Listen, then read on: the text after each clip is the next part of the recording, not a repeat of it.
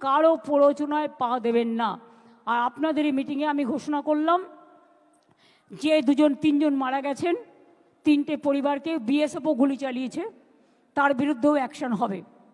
আমি আমার চিফ সেক্রেটারিকে বলছি, বিএসএফ যারা গুলি চালিয়েছে, কেন চালিয়েছে তার তদন্ত রিপোর্ট হওয়া উচিত।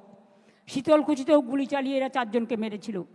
আমি বলবো যারা মারা গিয়েছে, আমি কোনো সম্প্রদায় হিসেবে দেখি না, মানুষ হিসেবে দেখি, তাদের প্রত্যেককে আমাদের সরকার 10 লাখ টাকা করে পরিবারকে সাহায্য করবে।